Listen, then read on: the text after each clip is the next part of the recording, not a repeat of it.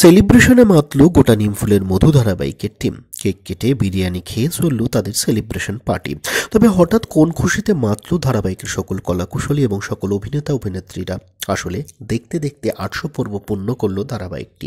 আর এমন একটা খুশির মুহূর্তকে কি উদযাপন না করে পারা যায়? তাই ধারাবাহিকের শুটিং সেটেই চলল 800 লেখা কেক কেটে এবং পেট পুড়ে বিরিয়ানি খেয়ে ধারাবাহিকের 800 পর্ব পূর্ণের সেলিব্রেশন পার্টি। তবে এত শত খুশির খবরের মাঝেও বিষাদগ্রস্ত হয়ে যাচ্ছে মনটা একটা মন খারাপের খবরের জন্য। শোনা যাচ্ছে আগামী সপ্তাহেই নাকি শেষ দিনে শুটিং হতে চলেছে ধারাবাহিকটির, অর্থাৎ ইতি হতে চলেছে আরও এক জনপ্রিয় ধারাবাহিকের।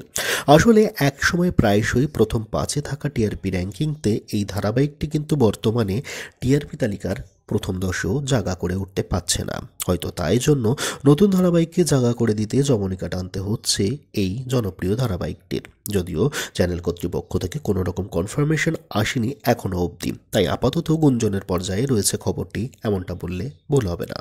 এদিন সেলিব্রেশনের সময় কনের সাজে দেখা যায় পল্লবীকে, ওদিকে বিয়ের মতো পাঞ্জাবি পরনে দেখা যায় রুবেলকেও। তবে কি শেষ দিকে কোনো রকম বিয়ের মাধ্যমে ইতি হতে চলেছে ধারাবাহিকটির?